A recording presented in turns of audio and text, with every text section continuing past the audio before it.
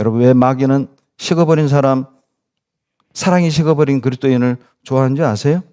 사랑이 식으면 절대 헌신하지 않습니다. 사랑이 식으면 절대 용서하지 않습니다.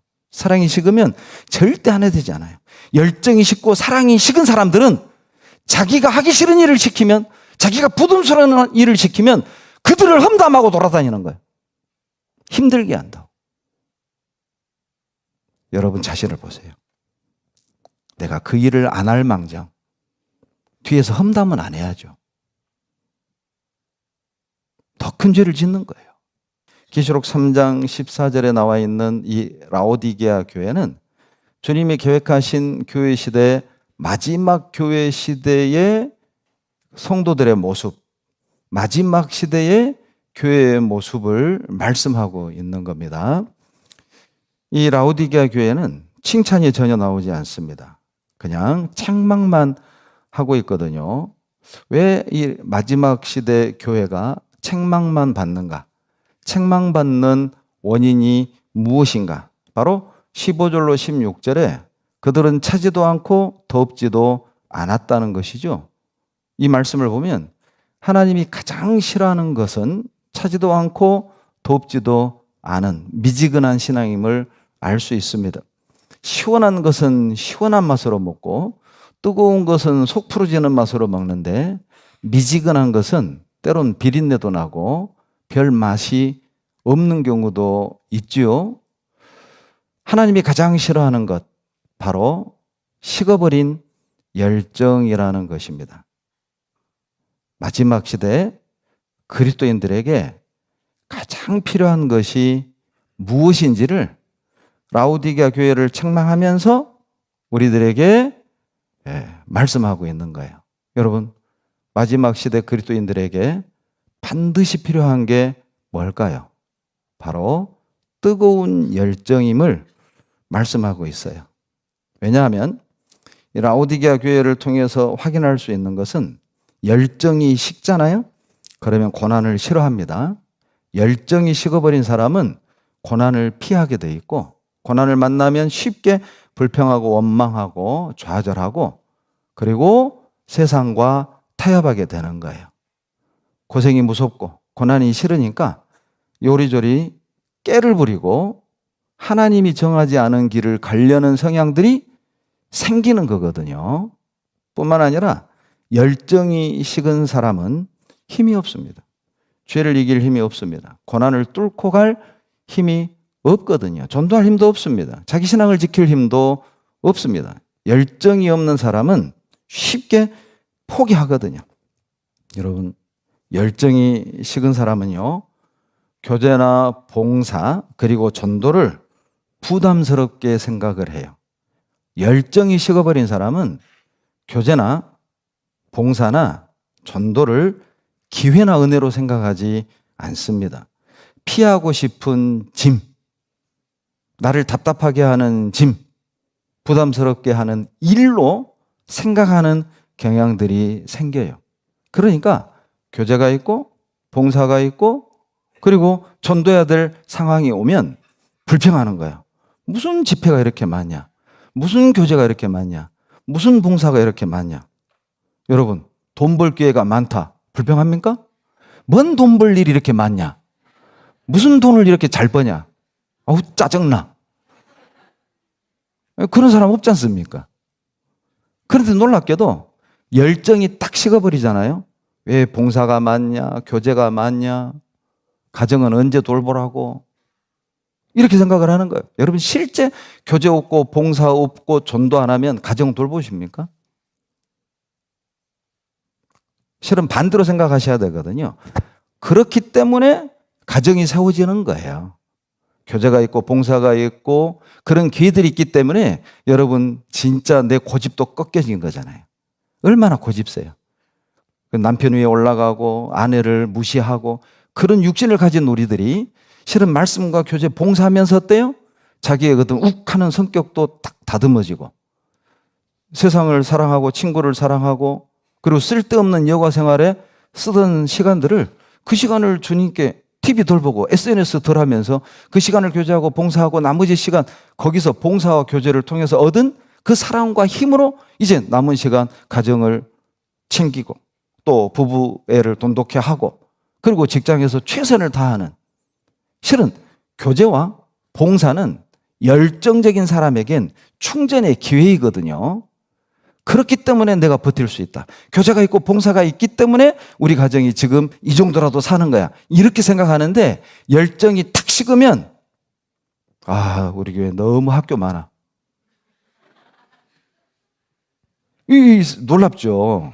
똑같은 상황인데 어떤 분들은 은혜로, 어떤 분들은 짐으로 여긴다는 거예요. 이유가 뭘까? 열정이 있을 수 있습니다. 그러니까 마지막 시대는 열정이 식어버린 그리스도인들로 가득 찬 거예요. 자, 주님이 언제 재림할까요? 주님이 언제 교회 역사를 끝낼까요? 주님이 언제 이 땅의 성령을 취해 가시는 걸까요? 그리스도인들이 열정이 식을 때, 그리스도인들이 식어질 때, 차가워질 때, 그때가 곧 주님이 오실 때라는 거예요. 여러분, 마지막 시대 최대 복음의 최대 장애물이 뭘까요? 경제적인 가난입니까? 아니면 진리를 모르는 사람들이 우리를 비난하고 복음을 대적하고 우리에게 부정적인 별명을 만들어주고, 자, 그런 것들이 복음을 막는 장애물이라고 생각하십니까? 틀렸습니다. 오히려 여는 바람을 맞아야 높이 올라가고 자전거는 밟혀야 넘어지지 않고 팽이는 맞아야 제자리를 돈다니까요. 복음은 고난이 있기 때문에, 복음은 대적을 받을 때 훨씬 더 높이 증거되는 것, 더 멀리 전파가 되는 겁니다. 여러분, 담배 불빛은, 성냥 불빛은 말이죠, 어둠이 짙을수록 멀리 비치는 거예요. 복음은 그런 겁니다. 복음은 고난받을수록 강해지고 핍박받을수록 훨씬 더 멀리 퍼지는 것이 복음의 원리라니까요. 고난, 가난, 핍박, 비난받는 거, 그것은 복음의 장애가 되지 못합니다. 오히려 돛담배에 순풍이 부는 것과 같아요. 복음의 최대 장애물은 열정이 식어버린 그리스도인입니다. 그들이 복음의 최대 장애물인 거예요. 차가운 그리스도인, 교회를 사랑하지 않는 그리스도인, 하나님이 주신 직분을 사모하지 않는 그리스도인. 여러분, 아직 뜨겁습니까? 정말 주님을 향해 뜨겁습니까? 아니면 식어졌습니까? 복음의 최대 장애물은 열정 없는, 열정이 식은, 뜨겁지 않은 그리스도인이에요. 어떤 선교사의 고백입니다. 선교 기간 중간 가장 힘든 일은 배고픔도, 집이 없는 것도, 사람들의 핍박도, 대적도 아니었습니다. 선교할 때 나를 가장 힘들게 했던 것은, 내가 가장 어려웠던 것은 열정이 식어버린 그리스도인을 다시 뜨겁게 하는 것이었습니다. 그것이 선교할 때 가장 힘든 일이었습니다. 저도 어느 부분 이 말씀에 동의합니다. 목회자들이 목회할 때 제일 힘든 게 뭔지 아세요? 식어버린 형제를, 열정이 식어버린 자매를 다시 뜨겁게 회복시키는 겁니다. 식어버리는 건 순간이거든요. 그 불이 탁 꺼지는 건 순간이거든요. 돈 따라서, 일 따라서, 쾌락 따라서, 여가생활 따라서. 그 식어버리는 건 순간인데 그 식어버린 열정을 다시 원상복구시키는 건 상당히 오래 걸려요. 그런 일꾼이 적은 겁니다. 식어버리는 건 순간인데 다시 회복하는 건 시간이 오래 걸리니까 거둬들일 건 많은데 거둬들일 일꾼이 없는 거예요. 자기 일을 하는 사람은 많은데 주님의 일을 사랑하는 사람들이 없는 거거든요. 복음의 최대 장애물은 열정이 식어버린 나 자신이었던 거예요. 다른 게 아니에요. 가난이 아니에요. 여러분, 돈 없어서 전도 못 한다고요? 그래서 전도를 위해서 돈 번다고요? 그래서 돈 벌었더니 전도가 되던가요? 그리고 돈 벌어서 복음을 위해 쓰고 있습니까? 죄송한데 그건 핑계고 합리화시키는 거예요. 양심 속이면 안 됩니다. 이미 식어버린 거예요. 차가워진 거예요. 여러분, 마귀는요, 차가운 거 좋아합니다. 마귀는 뱀이지 않습니까? 계시록 20장 2절에 옛뱀 곧 마귀라고도 하고 뱀이라고도 하고, 이 마귀가 뱀이거든요. 뱀 차가운 거 좋아하죠. 여러분, 왜 마귀는 열정이 식어버린 그리스도인을 좋아하는 줄 아세요? 열정이 식어버린 그리스도인은 전도하지 않기 때문입니다. 죄송하지만 열정이 식어버린 사람은 마귀 편인 거예요. 전도하지 않는 사람은 마귀 편인 거라니까요. 주님을 위해 뭔가 열심히 뜨겁게 살고 싶은 마음이 없다? 아직도 세상에 뭔가 계획과 꿈이 있다면 그건 마귀를 돕는 일입니다. 마귀가 사랑할 이유가 충분한 거죠. 여러분, 왜 마귀는 식어버린 사람, 사랑이 식어버린 그리스도인을 좋아하는 줄 아세요? 사랑이 식으면 절대 헌신하지 않습니다. 사랑이 식으면 절대 용서하지 않습니다. 사랑이 식으면 절대 하나 되지 않아요. 열정이 식고 사랑이 식은 사람들은 자기가 하기 싫은 일을 시키면, 자기가 부담스러운 일을 시키면 그들을 험담하고 돌아다니는 거예요. 힘들게 한다고. 여러분 자신을 보세요. 내가 그 일을 안 할 망정 뒤에서 험담은 안 해야죠. 더 큰 죄를 짓는 거예요. 하나님 모를까요? 눈을 지으신 자가 보지 아니하시랴, 귀를 지으신 자가 듣지 아니하시랴.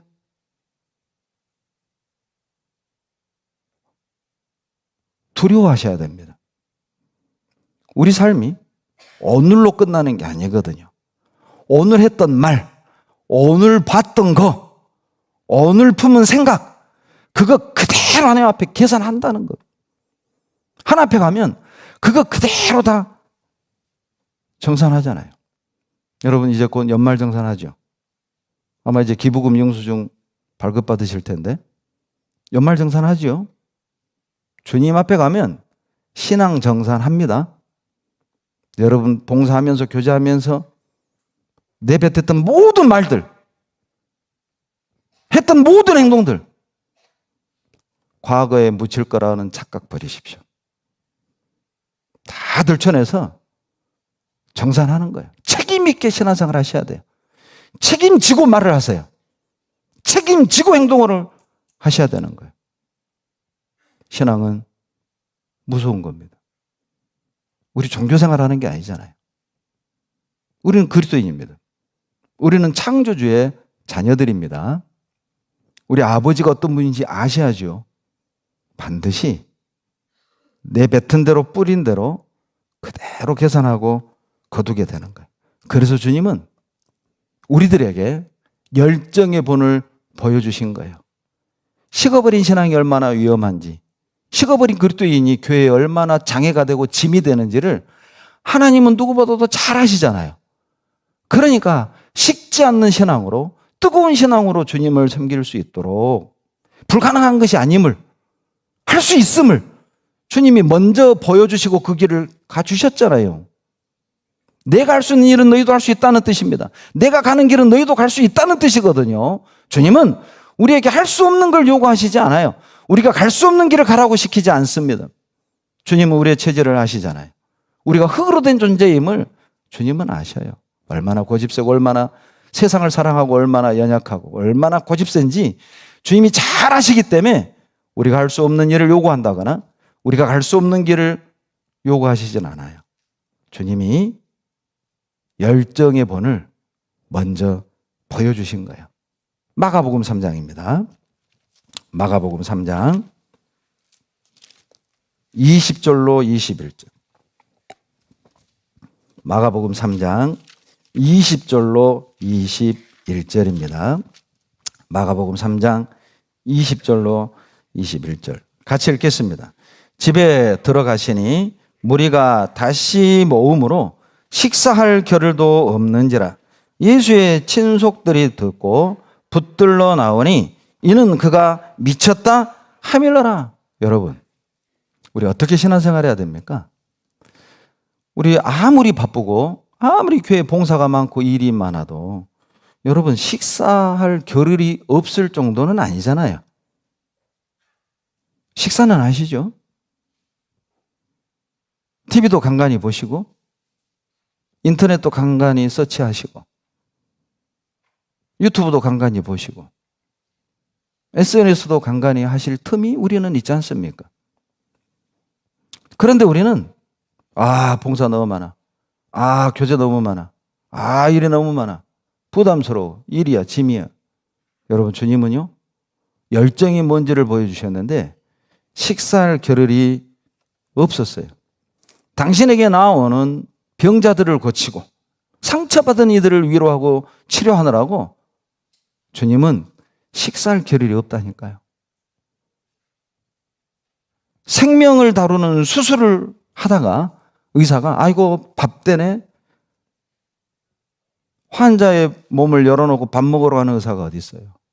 수술이 끝날 때까지 12시간, 15시간을 그 자리에 서서 끝내야 될 거 아니에요. 지금 그게 중요한 게 아니잖아요. 내가 좀 쉬는 게 중요한 게 아니잖아요. 내가 밥을 먹는 게 중요한 게 아니잖아요. 내 가족끼리 좀 여가 생활 보내는 거, 그거 중요한 게 아니잖아요. 그렇다고 교회가 그 모든 걸 뺏는 것도 아니고, 그런데 우리 마음은 열정이 식잖아요? 밥 먹을 시간이 없다. 그런데 살은 쪄. 밥 먹을 시간이 없을 정도로 교회가 봉사가 많고 교제는 많다고 투덜거리는데 몸무게는 들어. 도대체 어떻게 그런 기적을 경험하시는지? 그 생각이 큰 거거든요. 그 생각이 큰 거거든요. 열정이 딱 식으면 이게 모든 게 마음에 안 드는 거예요. 여러분, 주님은 주님의 육신의 친속들에게 미친 사람 취급을 받은 거예요. 21절에 보시면 예수님의 육신의 가족들이 그가 미쳤다! 예수님 가족들이 볼 땐 예수님은 영락없이 미친 사람인 거예요. 왜? 여러분, 왜 육신의 친속들의 눈엔 예수님이 미친 사람으로 보인 걸까요? 간단합니다. 돈이 안 되는 일을 하고 계시잖아요. 명예를 얻는 것도 아니에요. 그런데 주님은 병자와 상처받은 자들을 고치는 일에 밥 먹을 겨를 없이 쉴 틈 없이 그 일을 하고 있는 거예요. 그러니 세상이 볼 땐, 그러니 육신의 가족이 볼 땐 미친 거예요. 여러분, 세상이 볼 땐 돈 되는 일이 아닌 것에 시간과 물질을 사용하는 것 미친 짓이라고 생각을 하는 겁니다. 왜 육신의 친속들이 볼 땐 예수님이 미친 사람으로 보인 걸까요? 뭐 훌륭한 음식을 대접받는 것도 아니잖아요. 융숭한 진수성찬으로 대접받는 일도 아닌데 주님은 사람들을 돌보고 있는 거예요. 그들이 고침받고 치료받은 대가로 먹을 걸 준 것도 아니고 돈을 준 것도 아니고 권력을 얻는 것도 아닌데 그런 쓸데없는 일에 시간과 물질과 정열을 쏟으니 미친 거죠. 문제는 말이죠, 이방인이 그렇게 생각하는 건 당연한 겁니다. 진리를 모르고 십자가의 보혈의 은혜를 모르는 이들이 미쳤다고 말하는 건 당연한 거지만 구원을 받았다는 사람들이 이것을 미친 사람처럼 생각한다면 누가 미친 겁니까? 누가 미친 겁니까? 아니, 우리 어떻게 미쳐야 할까요? 마가복음 3장 20절에 보면 보시죠. 집에 들어가시니 무리가 다시 모임으로 식사할 겨를도 없었다니까요. 좋은 것이 생기는 일도 아닌데 식사할 겨를도 없이 쉴 틈 없이 타인을 돕기만 하니 가족이 볼 땐 미친 짓이죠. 여러분, 자, 이 아름다운 가을에 이렇게 좋은 날, 이 수백 명이 지금 강당에 앉아가지고 말씀을 듣고 형제님, 자매님 보고 싶었어요 인사하고 계단을 쓸고 주차 봉사를 하고 식당 주방 일을 하고 아침 일찍 청년들이 나와서 호떡을 팔고 세상 사람들이 볼 땐 미친 짓이에요. 단풍 구경 가야죠. 지금 끝물인데. 에? 인생을 이렇게 살면 안 돼.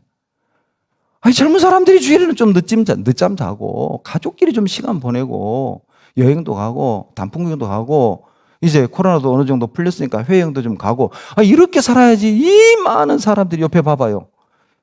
에? 이렇게 미쳐가지고 강당에 앉아있어. 이 많은 사람들이 미쳐가지고. 세상이 볼 땐 우리 미친 겁니다. 미치지 않고서야 지금 여기에 있겠어요? 그런데 말이죠. 우리만 미친 게 아니에요.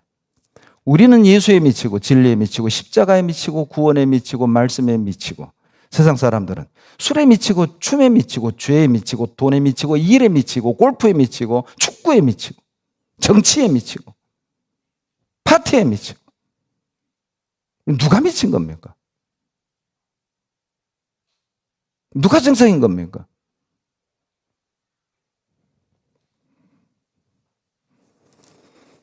세상이 볼 땐 명예나 권력을 얻는 것도 아닌 일에 힘을 쓰는 건 미친 짓입니다.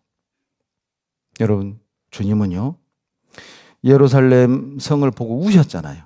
누가복음 19장 41절에 보면 예루살렘 가까이 오사 성을 보시고 울었어요.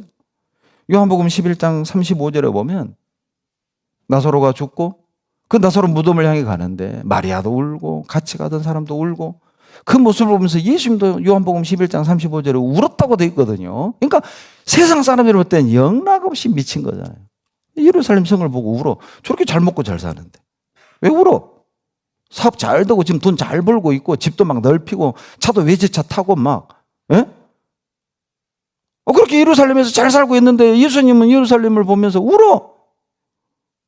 암탉이 제 새끼를 품는 것처럼 내가 너희를 품으란 때가 몇 번이냐. 그러나 너희가 원치 아니하였도다. 그리고 울어. 그러니 사람들이 볼 땐 미쳤구만. 지금 예루살렘에서 사업 잘 되고 돈 잘 벌고 집장만 하고 땅도 사고 코인 투자해가지고 막 10배 튀고 잘 살고 있는데 왜 울어? 그니 미쳤지. 여러분, 열정이 없는 사람들이 열정이 있는 사람을 볼 땐 비정상으로 보여요.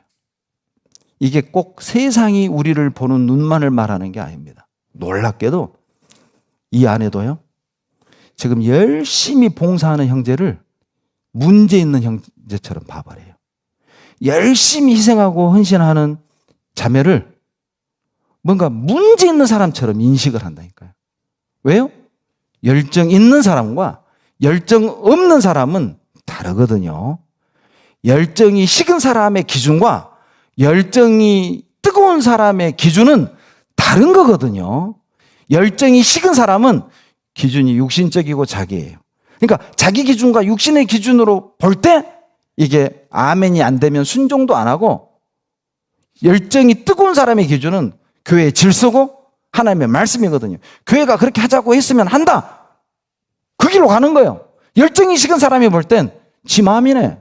독단적이네. 우리 형편은 피곤하고 힘든데 우리는 생각도 안 하고. 그건 네 혼자 다 해라. 바꿔서 생각해 보시죠. 교회 방향에 맞춰서 열심히 충성되게 나가는 그 일을 하는, 여러분이 불평하고 여러분의 마음에 맞지 않는 그 형제 자매가 그 일을 해서 생기는 게 뭡니까? 그분은 자기 가정 없습니까? 그분은 직장 생활 안 합니까? 그거 하면 교회에서 월급 줍니까? 명예가 생깁니까? 그분 또한 주님의 영광을 위해 그렇게 하는 거거든요. 누구에게 맞춰야 될까요? 열정 있는 사람이 열정 없는 사람에게 맞춰야 할까요? 아니면 열정 없는 사람이 자기 믿음이 안 되면 그냥 묵묵히 기도하고 따라가면 되는 걸까요? 열정이 식은 사람 눈에는 열정 있는 사람들이 비정상적으로 보이는 겁니다. 여러분, 왜 세상 사람들이 우리를 볼 때 미쳤다고 생각하는지 아세요? 이유가 있습니다.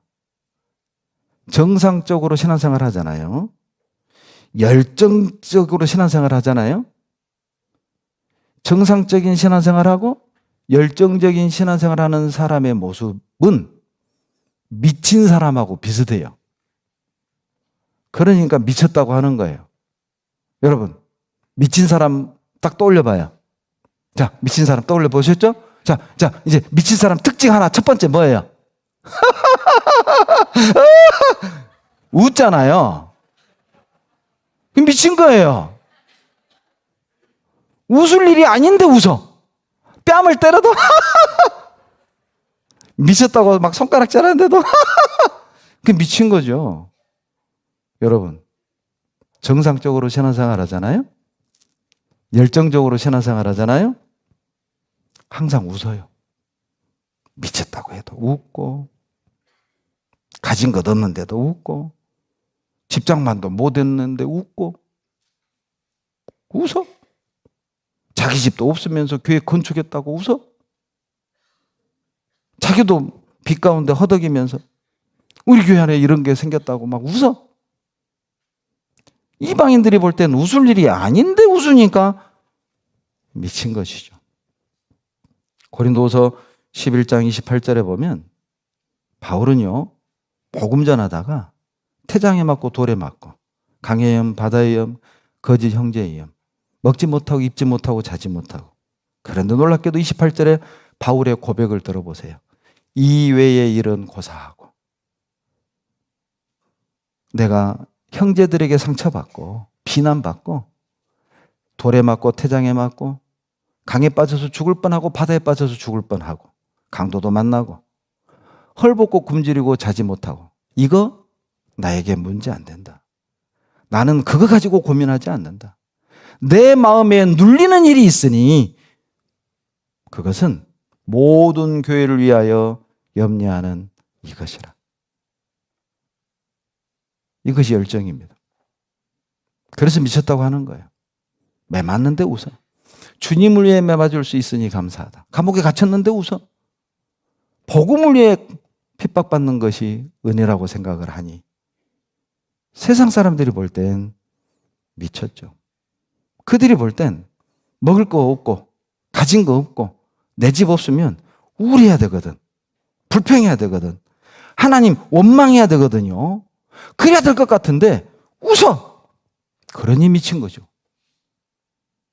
제가 아는 어떤 지역교회 형제님은 손에 장애가 있습니다.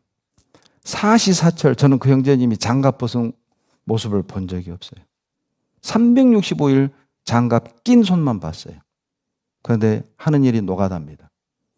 새벽 4, 5시에 연장 가방을 메고 항상 출근할 때 동네 버스 정거장에 딱 버스를 기다려요. 근데 그 버스 정거장 바로 앞에가 동네 미장원이에요. 그런데 이 형제님이 항상 웃고 항상 찬송을 하는 거예요. 아침 일찍 가게 문을 열면서 마당을 쓰는 이 미장원 원장님은 늘 이 형제님의 노랫소리, 찬양소리를 듣는 거예요. 어느 날 물었답니다. 아저씨, 미안한데 이 아저씨는 보니까 노동하시는 것 같은데 힘든 일을 하는 것 같은데 나보다 돈을 잘 버는 것도 아닌 것 같고 그렇게 육체적 힘든 노동을 하는 것 같은데 뭘 그렇게 날마다 노래를 불러요? 미장원 원장이 볼 땐 미쳤죠. 자기보다 외모도 추리하고 궁색하고 힘든 일 하고 물룩하려고. 그런데도 웃어. 궁금한 거예요. 이 사람이 도대체 뭐 때문에 저렇게 미쳤나? 아예 항상 하나님 은혜로 사니 찬양할 수밖에 없지요. 그리고 그 원장이 구원을 받았습니다.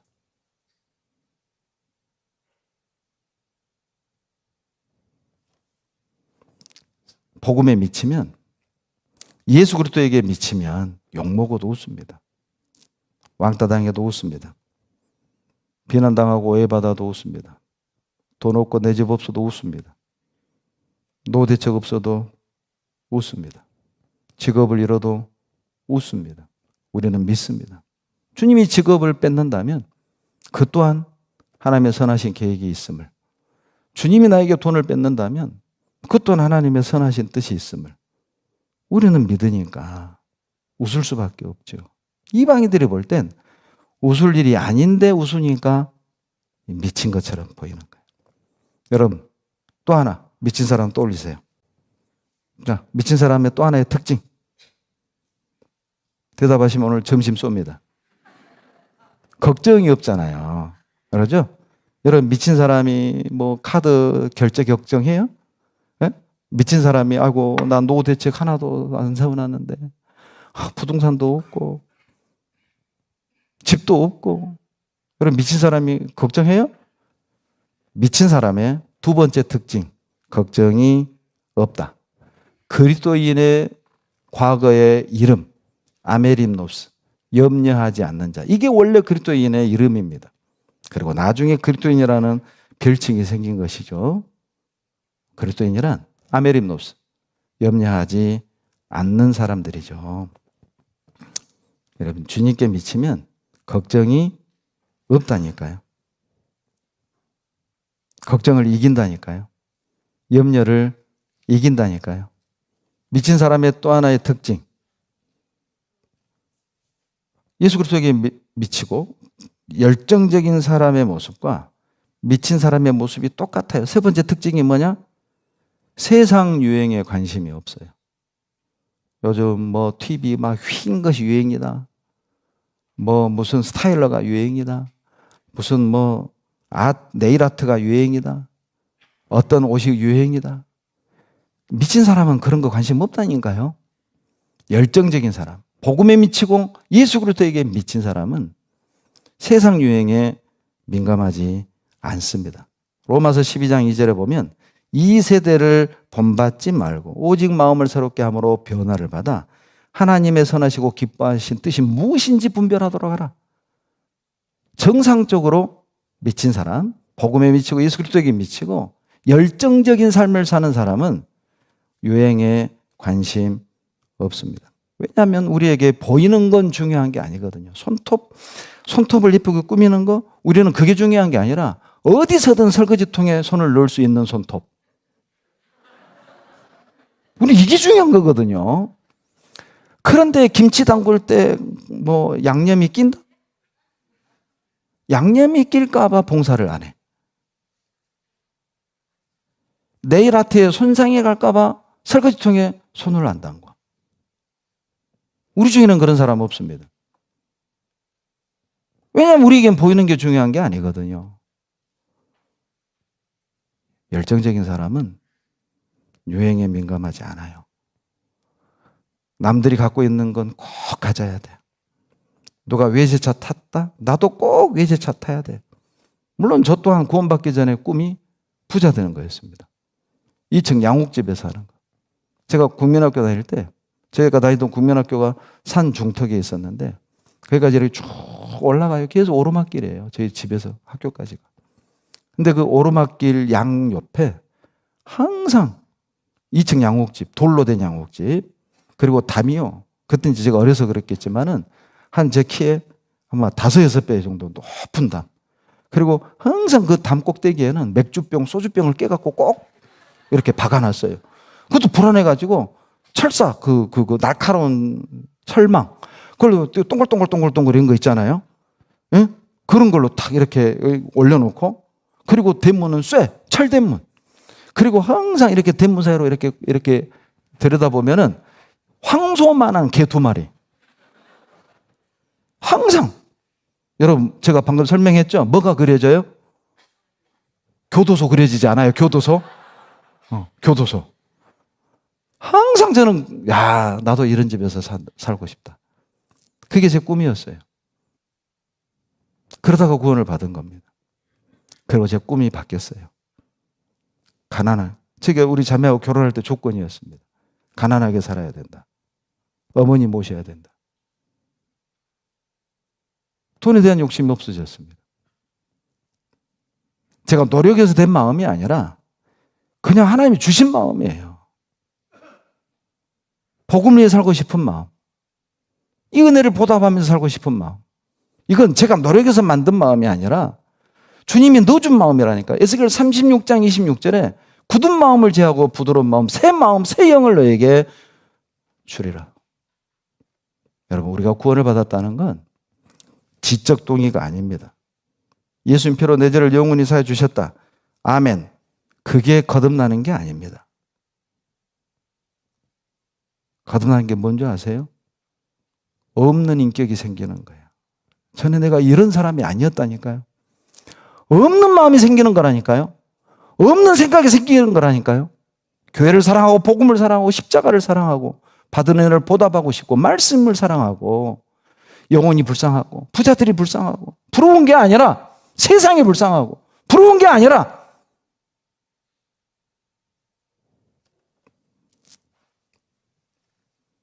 열정적인 사람은 꼭 미친 사람하고 똑같아요. 세상 유행에 관심이 없습니다. 아직 여러분의 마음에 세상 유행에 관심이 있고 아직도 노후 대책 때문에 두려워가지고 지금 주님께 받은 그 사랑의 빚을 갚지 못하고 봉사하지 못하고 전도하지 못하고 뭔가에 매여가지고 일에 매이고 돈에 매이고 염려에 매여서 여러분 식은 사람입니다. 식었습니다. 회개하고 돌이키셔야 됩니다. 하나님이 토하여 내칠 거예요. 또 하나, 여러분 열정적인 사람과 미친 사람의 또 하나의 똑같은 모습이 있죠. 여러분 미친 사람은 주변 환경에 불평하지 않습니다. 미친 사람이 불평하는 거 보셨어요? 잠자리 불편해. 먹는 거 부실해. 입는 거 마음에 안 들어. 여러분 미친 사람이 그런 불평하는 거 보셨어요? 미친 사람은 불평 없습니다. 그냥 하하호호 늘 웃죠. 불평이 없어요. 열정적인 사람은 불평을 그칩니다.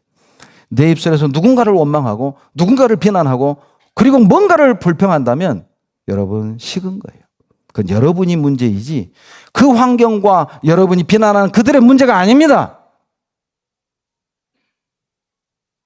그들은 내가 비난하는 그들, 내가 손가락질하는 그들은 예수님이 핏값 주고 산 형제요 자매인 거예요. 빌립보서 4장 11절 찾겠습니다. 빌립보서 4장 11절.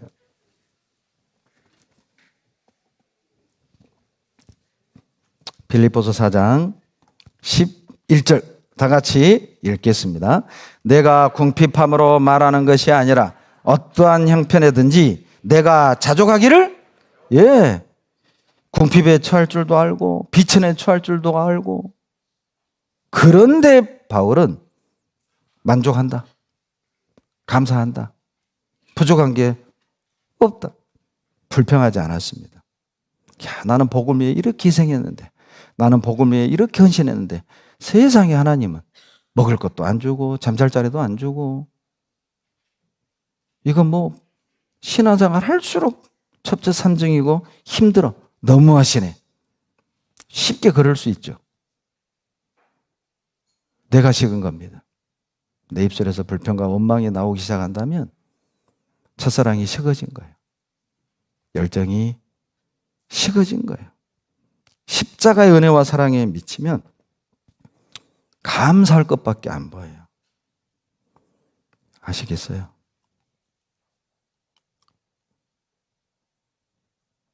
제가 어떤 사회복지법인에서 잠깐 일을 했었는데 거기에 있는 학부모들이 했던 말입니다.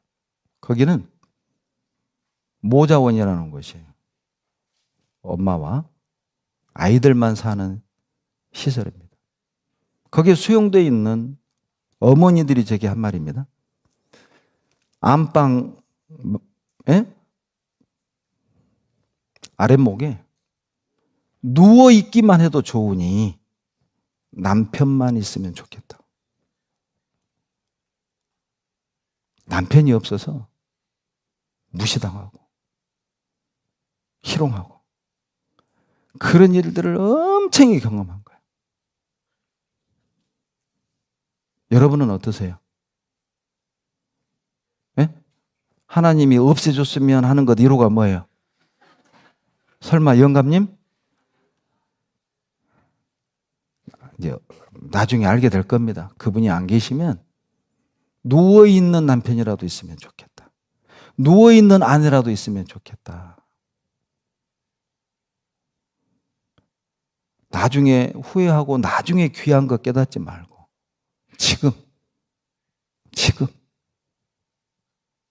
지금 말이에요.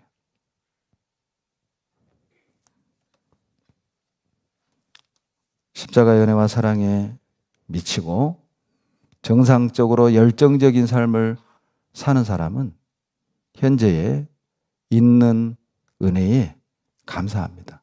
없는 것을 보는 게 아니라 있는 것을 보는 눈이 밝아진다니까요. 미친 사람의 또 하나의 특징이 있죠. 겁이 없습니다. 믿는 사람들은 하하 하면서 불에도 뛰어들잖아요. 그렇죠? 믿는 사람 하하 하면서 막 물속에 들어가잖아요. 여러분 미치면 겁이 없다니까요. 정상적으로 열정적인 사람은 겁이 없다니까요. 겁이 없어요. 예수 믿다가 죽어도 영광으로 생각하잖아요. 혹 우리 가운데 예수 믿다가 죽을까 봐 걱정하는 분 안 계시죠? 아, 나 봉사 너무 많이 이러다 죽을 것 같아. 이러면 안 계시죠? 나 헌금 너무 많이 해. 이러다가 죽을 것 같아. 이러면 안 계시죠? 열정적인 사람은 겁이 없습니다. 더 못해서 죄송하고 더 못 드려서 미안하죠. 너무 많아서 힘들다? 이 생각 안 합니다. 할 게 너무 많아서 힘들다? 내년에는 이사 가자? 이런 생각 안 한다니까요.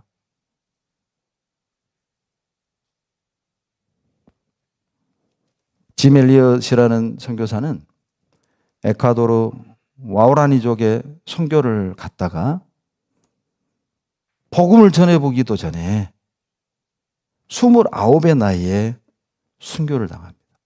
같이 갔던 형제들 일행이 다 몰살당하죠. 그리고 짐 엘리엇의 일기가 발견이 됐고 23살 때 쓴 일기가 공개가 됐습니다. 읽어드리겠습니다. 내 심장은 앞으로 얼마나 더 뛸 수 있을까? 그 짧은 시간이 지나면 곧 보이지 않는 것이 중요해지는 진짜 세계가 찾아온다. 내 심장이 앞으로 얼마나 더 뛸지 나는 모르지만 그 뛰는 한 해는 복음을 위해 주님을 위해 살고 싶다는 겁니다. 복음을 전하다가 죽고 싶다는 거예요. 왜? 심장이 멈추는 그때가 오면 눈에 보이지 않는 것이 중요해지는 진짜 세상으로 들어가게 될 거니까. 이 땅에서 그렇게 살 수 있으면 얼마나 좋을까요? 우리 심장이 뛰는 한 눈에 보이지 않는 것이 중요한 것으로 여기고 살 수 있으면 얼마나 좋을까요? 왜 우리는 죽어야만 그것을 알 수 있을까요? 참 우리 어리석음이 너무 한스러워요. 지금 할 수 있음이, 지금 섬길 수 있음이, 지금 드릴 수 있음이, 지금 희생할 수 있음이, 지금 주님을 위해서 우리가 아파할 수 있음이, 은혜의 힘을 알 수 있다면 얼마나 좋을까요? 그의 아내 엘리자베스 엘리엇은 자기 남편을 떠나보내고 2년 뒤 2살짜리 딸을 데리고 와우라니족에게 복음을 전하러 갑니다. 그리고 추장이 묻습니다. 엘리엇을 찔러 죽였던 추장이 묻습니다. 당신들은 외국인이 왜 이 불모지에 와서 이 고생을 하냐고. 무엇 때문이냐고. 우리가 당신들에게 이 선을 베푸는 이유는 예수 그리스도의 십자가의 복음을 전하기 위함이다. 당신들이 죽였던 그 선교사가 바로 내 남편이었다. 그리고 그들이 복음을 받아들입니다. 겁나십니까? 신앙생활 하다 죽을까 봐 겁나세요? 교제하고 봉사하다가 여러분 하고 싶은 거 못 할까 봐 겁나세요? 여러분 나를 대신하여 죽어주신 주님의 은혜를 보답하다가 돈 못 벌까 봐 겁나세요? 나 때문에 십자가에 6시간 동안 매달려 피를 한 방울 한 방울 다 쏟아 돌아가신 그분을 위해 살다가 내가 하고 싶은 일을 못 할까 봐 겁나십니까? 내가 하고 싶은 공부 못 할까 봐 겁나십니까? 내가 사고 싶은 집, 차 못 살까 봐 겁나십니까? 내가 꾸미고 싶은 대로 못 꾸미고 살까 봐 겁나십니까?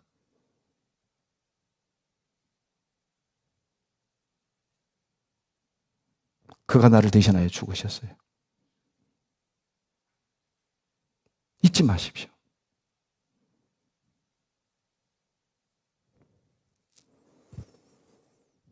미친 사람의 또 하나의 특징은 정상적인 사람과 다르다는 겁니다. 딱 보면 압니다. 미친 사람은요, 딱 보면 미친 사람처럼 생겼어요. 너풀거리고, 그러죠? 예, 너풀거리고, 산발돼 있고, 그러죠? 외모만 딱 보더라도 미쳤어요. 막 비 오는 날, 특히 비 오는 날, 막 비 맞고, 예. 보통 사람과 달라요. 열정적인 사람은 보통 사람과 다릅니다. 복음에 미친 사람은 보통 사람과 달라요. 십자가에 미친 사람은 보통 사람과 달라요. 예수님께 미친 사람은 보통 사람과 달라요. 그러나 나를 슬프게 하는 건 그 미친 사람을 보기가 힘들다는 겁니다. 그 미친 사람을 보고 싶습니다. 십자가에 미친 사람을 보고 싶습니다. 예수님께 미친 사람을 보고 싶습니다. 복음에 미친 사람을 보고 싶습니다.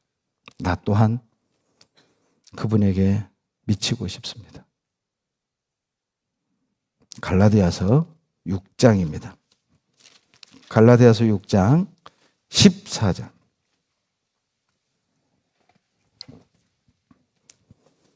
갈라디아서 6장 14절. 같이 읽겠습니다. 그러나 내게는 우리 주 예수 그리스도의 십자가 외에 결코 자랑할 것이 없으니 그리스도로 말미암아 세상이 나를 대하여 십자가에 못 박히고 내가 또한 세상을 대하여 그러하니라. 자, 14절 후반부에 보시면 세상이 나를 대하여 십자가에 못 박히고 내가 또한 세상을 대하여 그러하니라. 이게 느낌이 있는데 설명하기가 애매한 좀 표현이죠. 쉬운 번역이 이렇게 되어 있습니다. 읽어드릴게요. 들어보세요. 내 쪽에서 보면 세상이 죽었고 세상 쪽에서 보면 내가 죽었습니다. 방금 읽은 갈라디아서 6장 14절 후반부의 쉬운 번역입니다.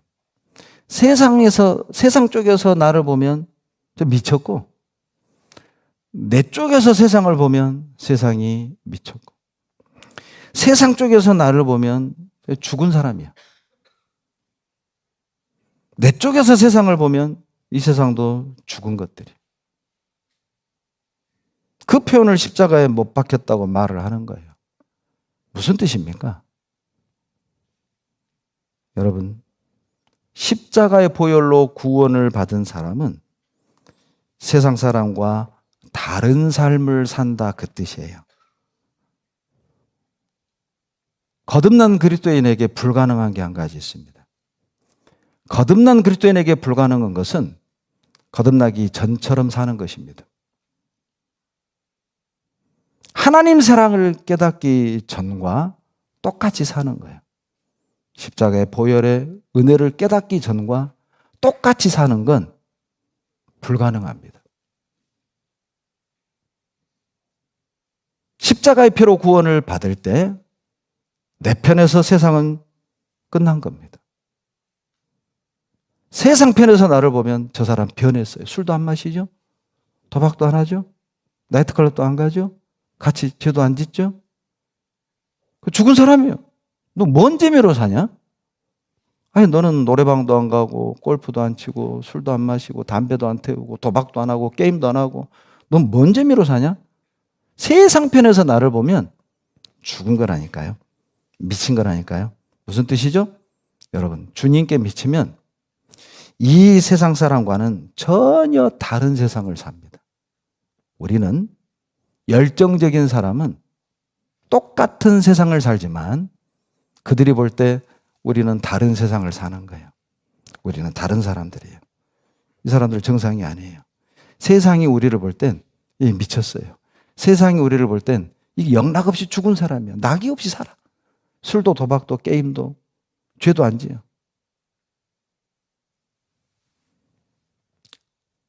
자, 이제 나의 삶으로 돌아갑시다. 나는 그렇게 살고 있습니까? 세상과 전혀 다른 삶을 살고 있습니까? 세상에 들어가면 세상 사람, 교회 오면 그리스도인. 이건 아닙니다. 그건 위선이고 이중 삶이죠. 여러분, 마지막 시대 그리스도인들의 최대의 문제는 미쳐야 할 것에 미치지 않고 미쳐서는 안 될 것에 미친다는 겁니다. 이것이 우리에게서 주님의 능력이 나타나지 않는 큰 원인입니다. 나를 통해 주님이 놀라운 역사를 나타낼 수 없는 가장 큰 원인은 미쳐야 할 것에 미치지 않고 미쳐서는 안 될 것에 미쳐서 사는 거예요. 하나님은 마지막 때 열정의 사람을 찾습니다. 심장이 뜨거운 사람을 찾는 거예요. 로마서 12장 11절입니다. 로마서 12장 11절. 로마서 12장 11절.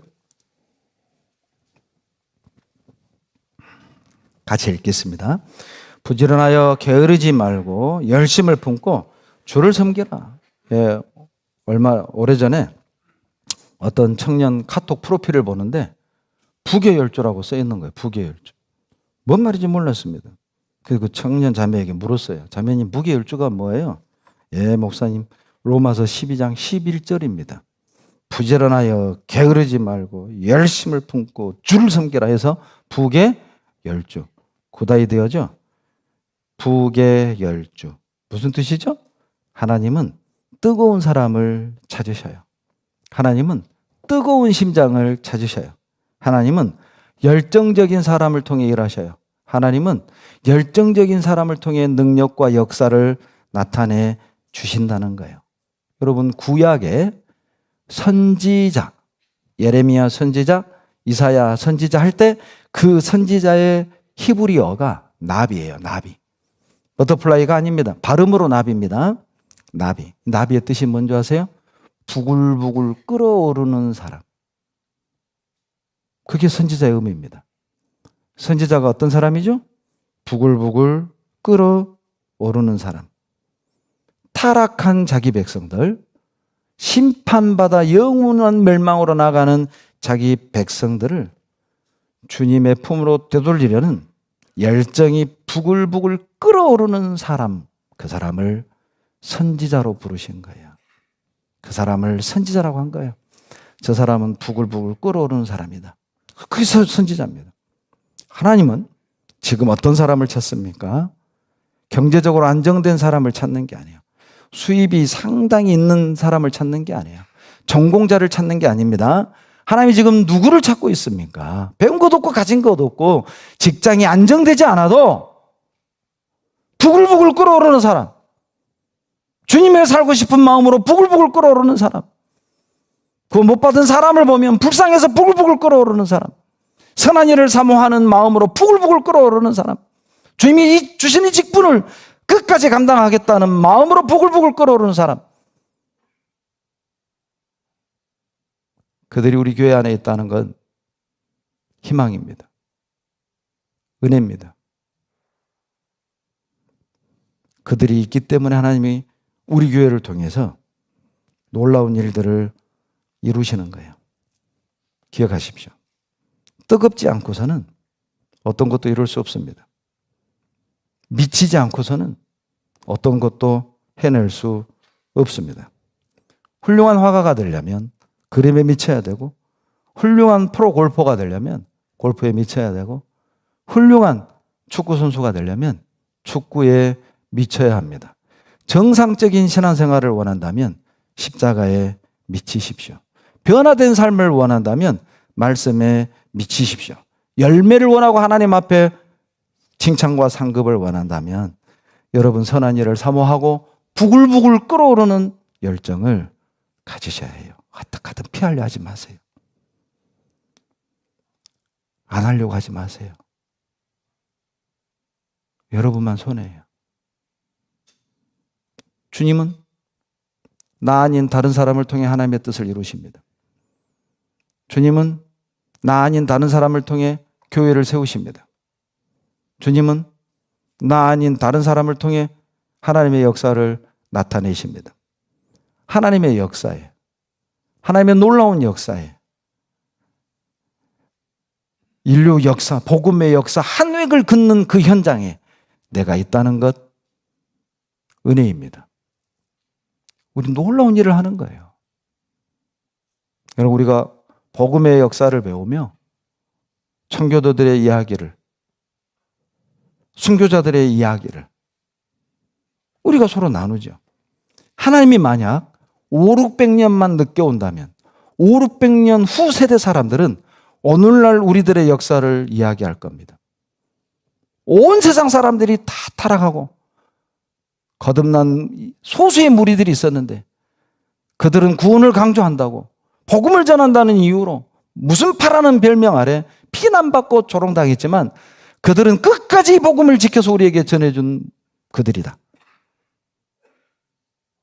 우리가 청교도들을 이야기하듯 5, 600년 후에 주님이 만약 역사를 거기까지 끌어간다면 그 복음의 역사에 평택교회 놀라운 역사를 이룬 평택교회 기록되지 않을까요?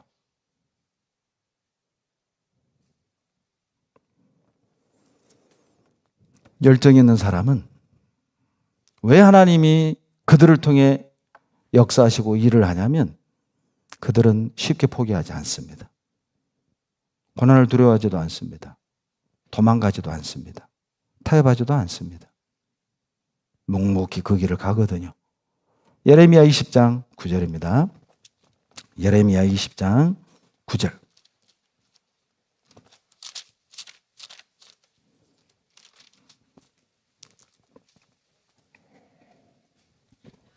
예레미야 20장 9절.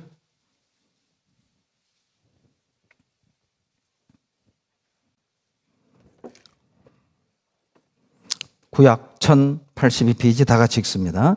내가 다시는 여호와를 선포하지 아니하며 그 이름으로 말하지 아니하라 하면 나의 중심이 불붙는 것 같아서 골수에 사무치니 답답하여 견딜 수 없나이다. 여러분, 예레미야 선지자도 우리처럼 복음을 전하다가 수많은 핍박과 반대에 부딪혔습니다. 1절, 2절을 보시면 뺨을 맞았어요. 예레미야가 복음 전하다가 매를 맞고 그리고 수갑이 채워져서 감옥에 팽개쳐졌다니까요. 바울은 예레미야는 이제 지치기 시작한 거야. 야, 내가 이런 말을 들으면서 내가 이런 대접 받으면서 내가 이렇게까지 하면서 내가 이렇게 전도해야 돼? 봉사해야 돼? 아, 이건 안 해. 나 내년엔 안 해. 이 마음이 훅 올라온 거예요. 여러분 20장 9절을 제가 읽어드립니다. 다시는 주의 이름을 입 밖에 내지 말자. 주의 일은 이제 그만두자 하면 뼛속에 갇혀있는 주의 말씀이 심장 속에서 불처럼 타올라 견디다 못해 저는 손을 들고 맙니다. 알았습니다. 주님. 할게요. 학교서가 아니라 할게요.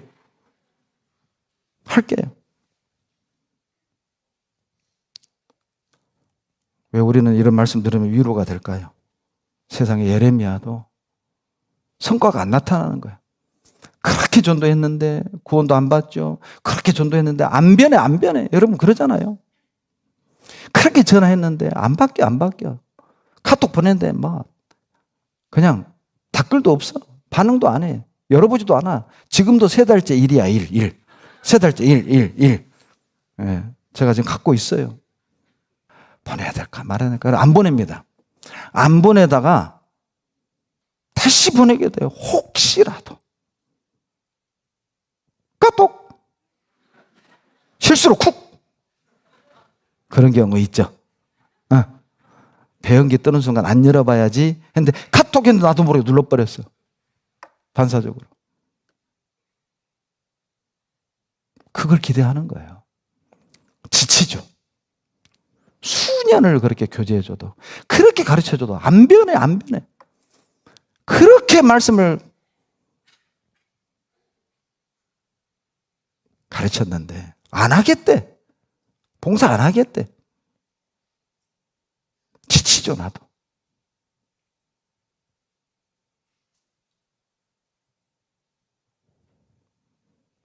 예레미야의 마음은 주님 일을 하는 사람들의 마음일 겁니다. 그런데 심장 속에서 불타오르는 게 있어요. 나 안에 했다가도 어때요? 오늘 말씀이 또 열정이네? 또 막 타올라. 지금 막 눈빛이 보니까 타올라. 그럼 이제 다시 그래 하자. 그래 맞아 내가 생각을 잘못했다.